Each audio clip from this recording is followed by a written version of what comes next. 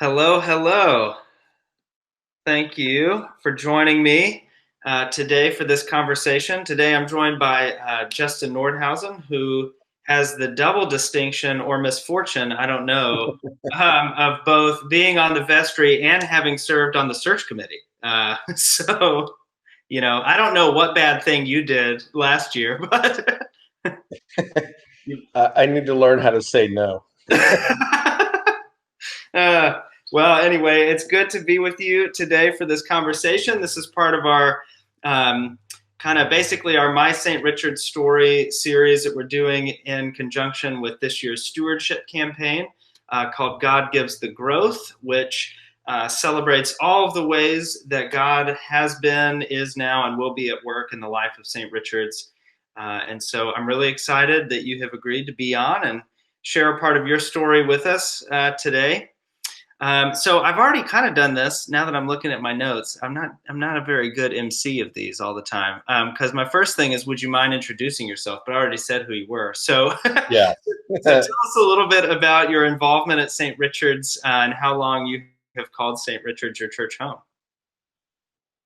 um, I married a Catholic and I was a Lutheran, and we were trying to come together with a compromise denomination. And we actually went to St. Richard's, or not St. Richard's, St. David's downtown Austin for a concert and kind of fell in love with the space. And then we went to a couple services and started going there. And then while we were there, my wife, Amy, was in charge of the Friday Morning Moms group, and I was in charge of the men's group for a time. And then our daughters got old enough where they wanted to start participating in church activities, and going to downtown Austin for church activities at 6 o'clock on a Wednesday night was not feasible anymore living in Round Rock. So I spoke to the interim rector then, and he introduced me to Stuart. And we've been going to St. Richard's, I guess, about 6 years. That's awesome. Awesome.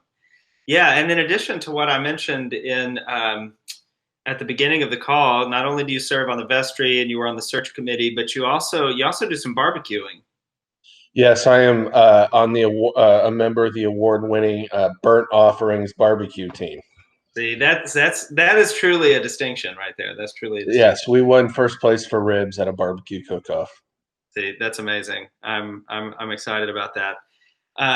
Yeah, and your wife Amy's been really involved as well in Saint Richard stuff. Yeah, Take she's been very involved, and she was the interim family minister for a time. awesome. That's awesome. Well, cool. Well, even though you've only been at St. Richard's for 6 years, which is longer than some, but certainly shorter than others who I've talked to, um, who remember the church by the creek that you couldn't find and Right. get to, you've really like dove in. I mean, you're involved in quite a bit, and so tell me about a time in all of the stuff that y'all have been doing in the life of St. Richard's where you have maybe experienced the presence of God, or you've, just that you've experienced the presence of God through something that you've done or experienced at St. Richard's, and how has that experience impacted you, changed you, or inspired you? Um, that's pretty easy, actually. I taught Sunday school for a couple years at St. Richard's, and just seeing the kids light up and beginning to understand, I could really see the presence of God in them. Mm, That's probably the biggest moment, and just the way we were, myself and my family were accepted by the church. mm. That's awesome. That's awesome. Yeah, when the first one of these that I recorded was with Becky Anderson, and Hmm. Becky was talking a lot when she was sharing her story about just the way that she was invited into the life of St. Richard's, and then just the community that she met there really was what has gotten her through the ups and downs of life over the Yeah, couple of decades, and and that was certainly apparent to Carly and me when we interviewed that it was just an amazing community and a great place to be. So that's awesome. So along those lines, what might you say to someone who's new to St. Richard's or who might be looking for a church home and they happen to know that you go there. What would you say to someone who is looking for a new church? We're very welcoming of all types of people, all backgrounds. We're very tolerant. Uh, we're, I would say, aggressively hospitable. Um, Yeah, sure.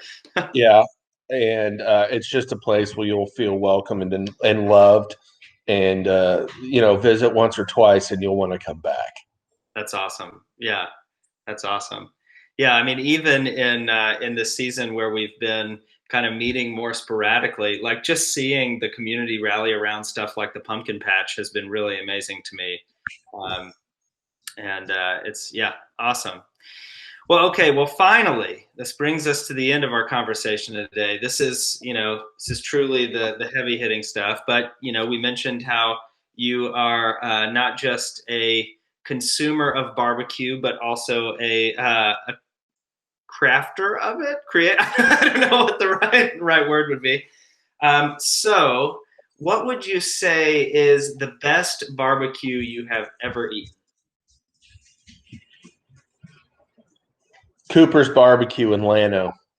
Oh, okay. And what made it special? Just the way they do it. It's a different style. It's a pit barbecue.